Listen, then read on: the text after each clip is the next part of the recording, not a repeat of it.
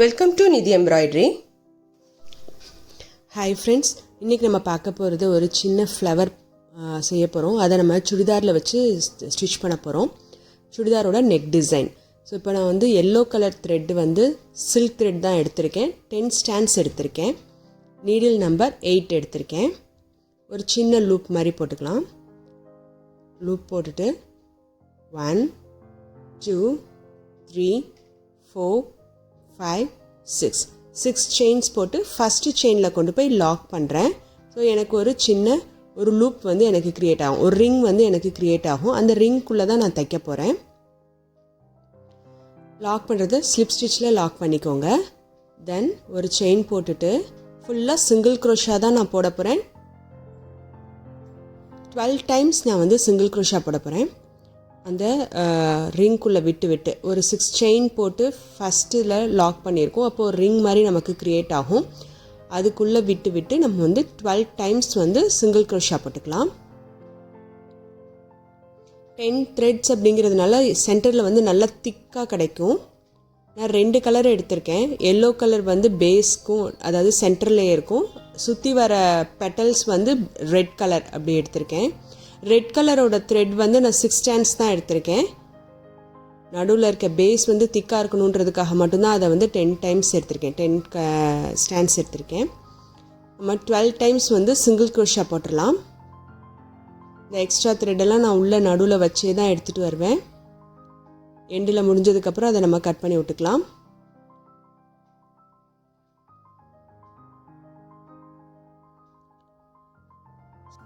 Twelve times முடிச்சதுக்கப்புறம் first single crochet போட்டோம் இல்லையா, அதில் கொண்டு போய் ஸ்லிப் ஸ்டிச் போட்டு நம்ம லாக் பண்ணிடணும். ஸ்லிப் ஸ்டிச் அப்படிங்கிறது என்ன, நம்ம நீடில் ஒரு த்ரெட் இருக்கும். நம்ம ஃபஸ்ட்டு சிங்கிள் க்ரோஷாக்குள்ளே விட்டு வெளியே எடுத்துகிட்டு வர த்ரெட்டை அப்படியே நீடில் இருக்க த்ரெட் வழியாக வெளியே எடுத்துகிட்டு வந்துடணும். ஒரே தான் லாக் பண்ணிடணும்.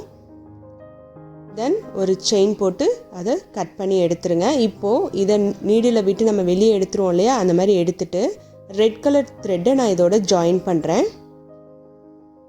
எக்ஸ்ட்ராஸ் உள்ளே ஃபஸ்ட்டு நம்ம லாக் பண்ணப்போ இருந்த எக்ஸ்ட்ராஸை வெட்டிட்டு இப்போ நம்ம வந்து முடித்த த்ரெட்டோடு நம்ம வச்சுக்கலாம். அது அப்படியே சுருங்கி போய் நிற்கும். நீங்கள் கொஞ்சம் எடுத்து விட்டீங்க அப்படின்னா நல்ல ஒரு ஸ்டிஃபாக உங்களுக்கு கிடைக்கும். ரெட் கலரை ஜாயின் பண்ணிடலாம். இப்போ என்கிட்ட டோட்டலாக வந்து 10 டைம்ஸ் வந்து 10 த்ரெட்ஸ் வந்து எல்லோ இருக்குது, 6 த்ரெட்ஸ் வந்து ரெட் இருக்குது. ஸோ டோட்டலாக 16 த்ரெட்ஸையும் ஒரு நாட் போட்டு எண்டில் நாட் போட்டு நம்ம டைட் பண்ணிவிட்டு இப்போது நம்ம வந்து ஃப்ளவர் ஆரம்பிச்சிடலாம். உள்ளே விட்டு ரெட் கலர் த்ரெட்டை வெளியே எடுத்துக்கோங்க. ஃபஸ்ட்டு சிங்கிள் க்ரோஷா வழியாக. தென் 10 டைம்ஸ் செயின் போடுங்க. நீங்கள் 10 டைம்ஸ் செயின் போடணும் ரெட் கலரில். 10 டைம்ஸ் போட்டு அடுத்த சிங்கிள் க்ரோஷாவில் கொண்டு போய் சிங்கிள் க்ரோஷா போட்டு லாக் பண்ணிடணும். கீழே இருக்க எல்லோ கலரில் கொண்டு போய் சிங்கிள் க்ரோஷா போட்டு லாக் பண்ணிடணும். இதுதாங்க நம்ம பெட்டல். ரொம்ப ஈஸிங்க. 10 செயினை போட்டு அடுத்த இருக்க சிங்கிள் க்ரோஷாவில் லாக் பண்ண போகிறோம். சிங்கிள் க்ரோஷாவில் லாக் பண்ணிவிட்டு திருப்பி 10 டைம்ஸ் 10 செயின் போட்டுட்டு திருப்பி அடுத்த இருக்க சிங்கிள் க்ரோஷாவில் லாக் பண்ண போகிறோம். இதே மாதிரி 10 டைம்ஸ் நமக்கு பெட்டல்ஸ் வர மாதிரி நம்ம பார்த்துக்கணும். கரெக்டாக இருக்கும். நமக்கு 10 பெட்டல்ஸ் வரும் உங்களுக்கு. இன்னும் நம்ம 12 டைம்ஸ் நம்ம போட்டிருக்கோம். உங்களுக்கு அதில் மிஸ் ஆனாலும் பரவாயில்ல, எத்தனை தடவை வந்தாலும். இப்போ 10 தான் போடணும் அப்படிங்கிறதுலாம் இல்லை.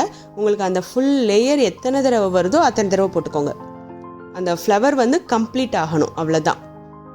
ஸோ நான் ஃபுல்லாக போட்டுட்டு கடைசியாக ஒரு செயின் போட்டுட்டு கட் பண்ணி எடுத்துடலாம். இதுதாங்க இப்போ ஒரு ஃப்ளவர். இதே மாதிரி நான் வந்து 6 ஃப்ளவர்ஸ் செஞ்சு வச்சுக்கிறேன். என்னோடய சுடிதாருக்கு வந்து நான் 6 ஃப்ளவர்ஸ் வேணும் எனக்கு. இந்த மாதிரி செஞ்சுட்டு பின்னாடி எப்படி நம்ம வந்து கட் பண்ணுறதுன்னு பார்த்துடலாம். சின்னதாக கட் பண்ணி விட்டு க்ளூ வச்சு அதை பின்பக்கம் ஒட்டிடுங்க.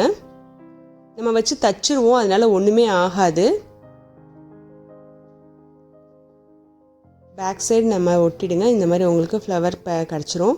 இது வந்து நம்ம சில்க் த்ரெட்டில் போட்டனால சுருங்கி தான் இருக்கும். நான் சுடிதாரில் வச்சு தைக்கும்போது நல்லா இழுத்து வச்சு தைச்சிருவேன். நான் இந்த மாதிரி ஒரு ஸ்டார் நெக் போட்டிருக்கேன். இதில் வந்து 2 சைடு என்னோடய டிசைன் வரப்போகுது. ஒரு சைடு வந்து கீழேயும் ஒரு சைடு வந்து மேலேயும். இந்த நான் 3 டாட் வச்சுருக்கேன் பாருங்கள், அந்த இடத்துலையும் இங்கே ஒரு 3 டாட். ஸோ இந்த இடத்துல தான் எனக்கு வந்து ஃப்ளவர் வரப்போகுது. இதே மாதிரி இங்கே வச்சு நான் அதை வந்து ஸ்டிச் பண்ணிடுவேன். ரிங்கில் மாட்டிக்கோங்க. மாட்டிட்டு இதே கலர் ரெட் கலரில் தான் நான் ஸ்டிச் பண்ண போகிறேன். So red colour thread 4 stands எடுத்துக்கலாம். நார்மல் நீடில் ஃபஸ்ட்டு சென்டரில் நான் ஸ்டிச் பண்ணுவேன், தென் கார்னரில் ஸ்டிச் பண்ணுவேன். சரி, எது ஃப்ரண்ட்டு எது பேக் அப்படிங்கிறத கரெக்டாக வச்சுட்டு கிளாத்தில் வச்சுக்கோங்க. 4 ஸ்டாண்ட்ஸ் எடுத்திருக்கேன். அதே red colour thread, silk thread, double bell thread தான் நான் யூஸ் பண்ணியிருக்கேன். ஃபஸ்ட்டு சென்டரில் அந்த எல்லோக்கு பக்கத்தில் இருக்க ஏரியாவில் தைச்சிடலாம். அப்போ தான் வந்து உங்களுக்கு நகராமல் நிற்கும். தென் அப்புறம் சுற்றி இருக்க பெட்டலை நம்ம இழுத்து வச்சு தைச்சிக்கலாம்.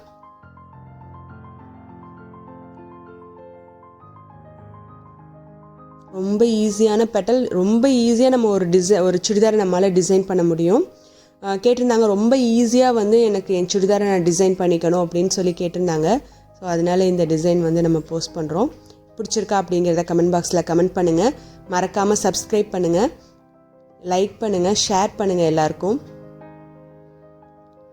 ஸோ இதை சுற்றி நம்ம ஸ்டிச் பண்ணிடலாம். இதோட நெக் பேட்டர்ன் வந்து நான் இந்த வீடியோவில் கொடுக்கல. நெக்கை வந்து நான் வந்து ஒரு சின்ன லேஸ் மாதிரி செஞ்சு நான் நெக் வச்சு தைக்க போகிறேன். ஸோ நம்ம நெக்ஸ்ட் வீடியோவில் அந்த நெக் பேட்டர்ன் பார்க்கலாம். இப்போ வந்து இந்த ஃப்ளவர் மட்டும் பார்க்கலாம்.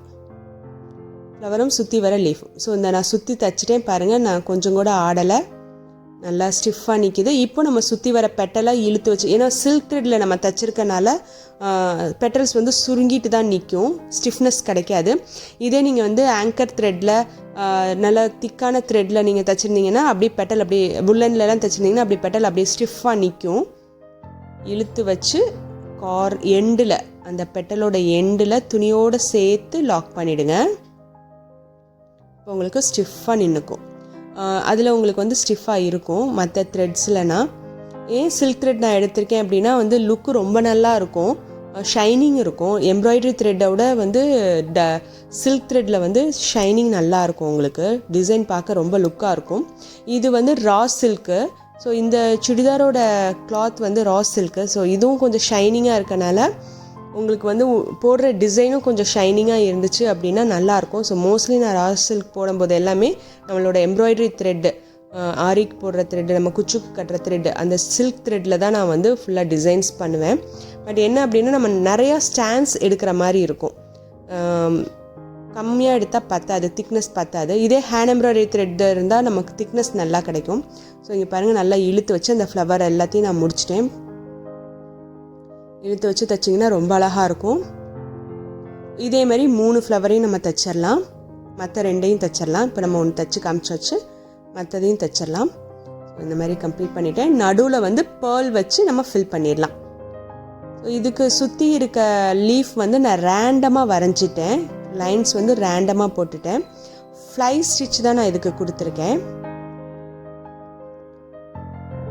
நெக்குக்கு பக்கத்தில் வர சைடு, அதர் சைடு நான் வந்து கம்ப்ளீட் பண்ணிட்டேன். பாருங்கள் எப்படி இருக்குது அப்படின்னு உங்களுக்கு காமிக்கிறதுக்காக கம்ப்ளீட் பண்ணியாச்சு. ஸோ இதே மாதிரி தான் உங்களுக்கு அதோட லுக்கும் வரப்போகுது. ஸோ ஃப்ளை ஸ்டிச் போட்டுடலாம்.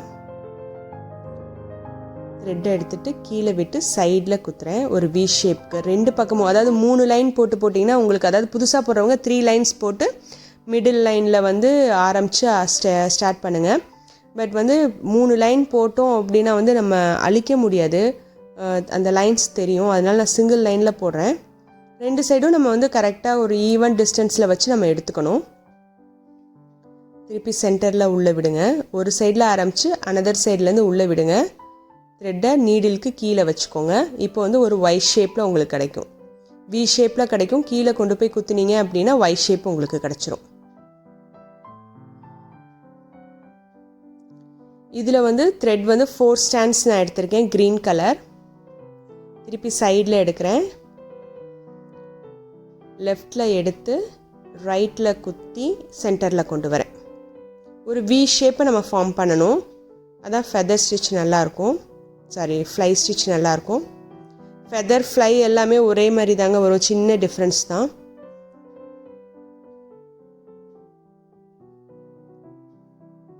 லெஃப்டில் எடுத்துகிட்டு ரைட்டில் ஆரம்பித்து திருப்பி சென்டரில் கொண்டு வந்துடணும். இதேமாரி வி ஷேப்பை கொண்டு வந்துட்டு அடுத்து கீழே குத்துனோன்னா ஒரு ஒய் ஷேப் கிடைக்கும் மிடில் லேயரில்.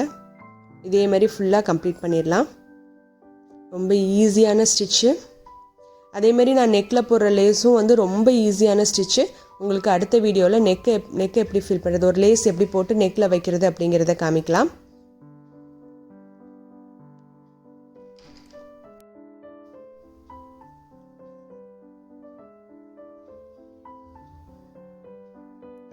இதேமாரி கம்ப்ளீட் பண்ணிடலாம் இந்த இடம் ஃபுல்லாக ஃப்ளை ஸ்டிச்சில்.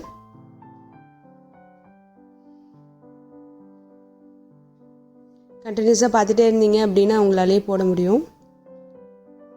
லெஃப்டில் எடுத்துக்கிறேன், ரைட்டில் குத்தி மிடில் கொண்டு வரேன்.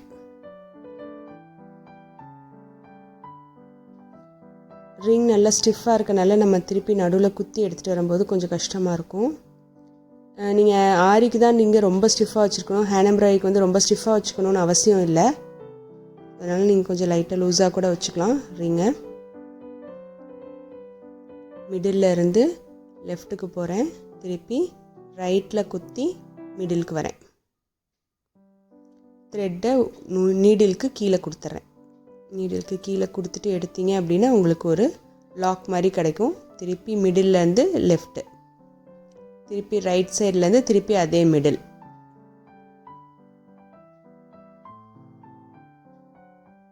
இதேமாரி கம்ப்ளீட் பண்ணிடலாம்.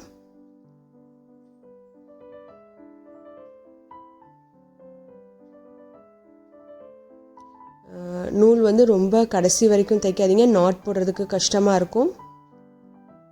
ஸோ பின்னாடி இந்த மாதிரி தான் உங்களுக்கு வரும். ஒரு 2 நாட் போட்டு நீங்கள் கட் பண்ணி விட்டுடுங்க. ரொம்ப அடி வரைக்கும் தைச்சிட்டிங்க அப்படின்னா நாட் போடுறது கஷ்டமாயிடும். 2-3 பிரிச்சுட்டு திருப்பி நாட் போடுற மாதிரி ஆகிடும்.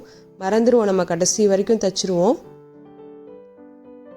இப்போ கட் பண்ணியாச்சு. இதேமாரி மற்ற லீஃப் எல்லாம் அதை நான் வந்து ஃப்ளை ஸ்டிச்சில் நம்ம வந்து கம்ப்ளீட் பண்ணிடுறேன். ஸோ இந்த மாதிரி இருக்கும். நடுவில் பேர்ல் வச்சு ஸ்டிச் பண்ணியாச்சு. என்னோடய டிசைன் நெக்குக்கு 2 சைடும் வருது. இன்னும் நெக்கு நான் கம்ப்ளீட் பண்ணணும். ஒரு லேஸ் பேட்டர்னில் தான் நான் நெக்கை கம்ப்ளீட் பண்ண போகிறேன். அடுத்த வீடியோவில் நெக் எப்படி போடுறது அப்படிங்கிறத பார்க்கலாம். இந்த வீடியோ உங்களுக்கு பிடிச்சிருந்தது அப்படின்னா லைக் பண்ணுங்கள், ஷேர் பண்ணுங்கள், சப்ஸ்கிரைப் பண்ணுங்கள், பெல் பட்டனை ப்ரெஸ் பண்ணுங்கள். சேர்ந்து கற்போம், சிறப்பாய் கற்போம். தேங்க்ஸ் ஃபார் வாட்சிங்.